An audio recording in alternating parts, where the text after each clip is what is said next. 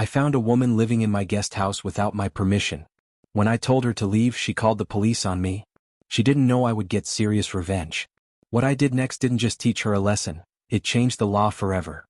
Before watching full story, comment below from where you watching. Also like and subscribe for more stories. It was a sunny Saturday morning when I returned to my country house after 3 months of being away for work.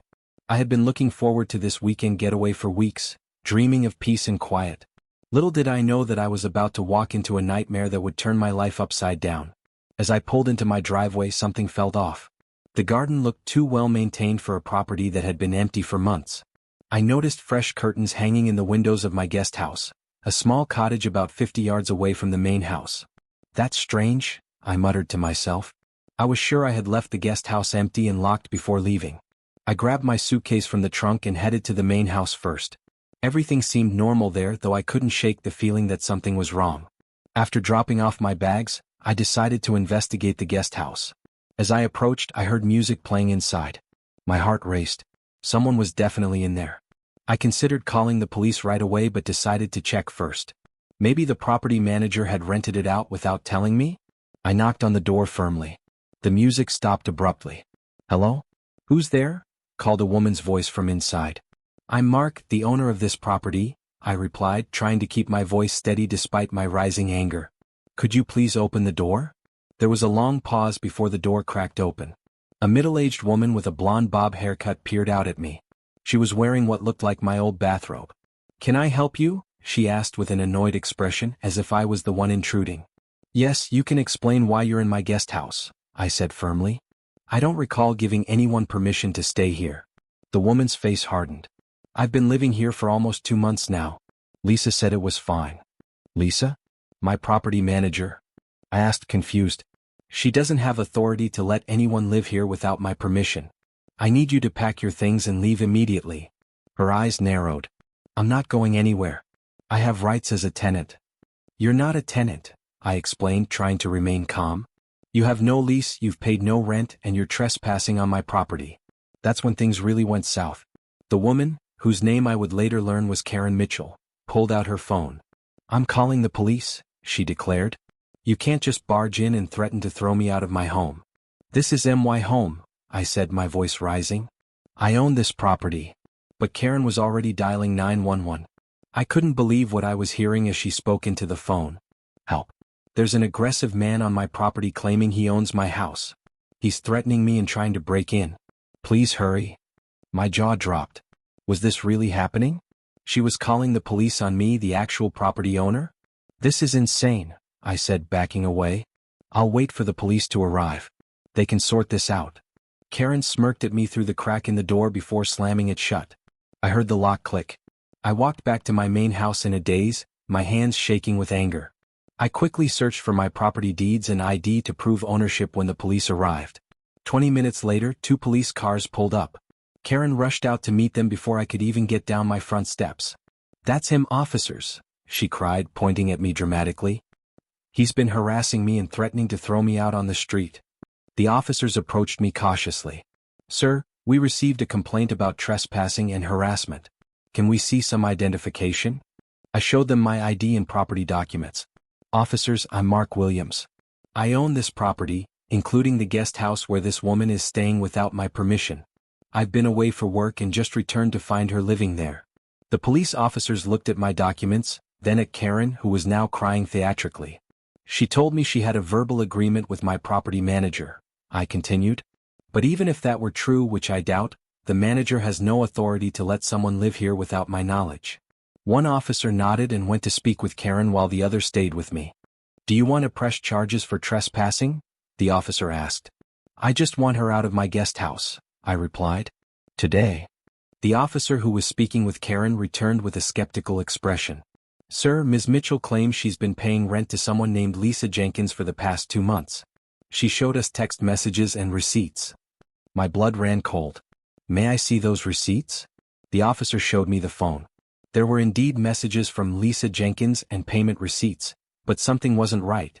The phone number was different from my property manager's, and the receipts were for cash payments. Lisa always insisted on bank transfers for record keeping. "Officers, my property manager is Lisa Martinez, not Jenkins." I think this woman has been scammed by someone pretending to be associated with my property, or she's lying. Either way, she has no legal right to be here. After a lengthy discussion, the officers explained to Karen that without a valid lease from the actual property owner, she would have to leave. "This is outrageous," Karen screamed. "I have nowhere to go. I'll sue all of you." Despite her protests, the officers informed her that she needed to pack her essential belongings and leave the premises. They would give her 24 hours to remove the rest of her things, but she couldn't stay. Karen glared at me with hatred as she stomped back to the guest house to collect her things. I felt a mixture of relief and disbelief. How had this happened? As the police were about to leave, one officer pulled me aside. "Sir, you might want to check the guest house thoroughly after she leaves. In these situations, people sometimes leave surprises." I thanked him for the warning, a new worry forming in my mind. After the police left, I called Lisa, my actual property manager. She was shocked to hear what had happened and confirmed she had never met anyone named Karen Mitchell, let alone given her permission to stay in the guest house. "Mark, I'm so sorry," Lisa said. "Someone must have broken into the lockbox to get the key. I'll come right over with a locksmith to change all the locks." The next few hours were tense. Karen made a big show of packing her essential items, which somehow included my microwave, towels, and bedding from the guest house. I decided not to fight her on those things, I just wanted her gone. By evening, Karen had left, promising vengeance as she drove away. "This isn't over," she yelled out her car window. "I know where you live." That night I barely slept. The next morning, Lisa arrived with the locksmith and we changed all the locks on both houses. Then we went to inspect the guest house together. What we found was horrifying. Karen had been living there for much longer than 2 months, judging by the state of the place. The furniture was damaged, there were stains on the carpet, and she had repainted one wall a garish purple color. My blood boiled when I found she had been using my personal items I had stored there: clothes, kitchen appliances, even family heirlooms. But the worst discovery came when Lisa checked the utility bills online. "Mark," she said, her voice tight, "the water and electricity usage has been high for the past 3 months. She's been here almost the entire time you've been gone." 3 months. This woman had been living in my guest house for 3 months. As we cleaned, I found mail addressed to Karen Mitchell. She had actually been receiving mail at my address. There were also bills from food delivery services, and a journal where she had written about how she had finally found the perfect place to live for free. It was at that moment I decided that this situation called for more than just changing the locks. Karen needed to face real consequences for what she had done. I called the police again and pressed formal charges for trespassing, theft, and property damage. I provided them with all the evidence, including her journal and the mail addressed to her. They took my statement and said they would look for her. But I wasn't stopping there. I hired a private investigator to find out more about Karen Mitchell. The results were eye-opening. She had done this before. 3 other homeowners had gone through similar experiences with her in the past 2 years. She would find vacant properties, break in, and live there until the owners discovered her. Then she would play the victim, claim tenant rights, and usually manage to stay for weeks or even months before being forced to leave. Armed with this information, I contacted the other victims, and together we built a strong case against her. I also installed security cameras around my property and reinforced all entry points. 2 weeks later, the police called to inform me they had arrested Karen Mitchell. Not only was she being charged with the crimes against me, but the other homeowners' cases were being reopened as well. She was facing serious jail time for her pattern of breaking and entering, fraud, and property damage. The story might have ended there, but karma had more in store for Karen. During her arraignment, she had the audacity to claim that she was a victim of circumstances, that she was homeless and desperate. However, the judge wasn't buying it, especially when the prosecutor revealed that Karen had a bank account with over $50,000 in it. She wasn't poor or desperate, she was a con artist who enjoyed living in other people's homes for free. The judge set bail at an amount Karen couldn't afford, and she was held in custody pending trial. I attended every court hearing, determined to see justice served. During the discovery phase of the trial, we learned even more shocking details.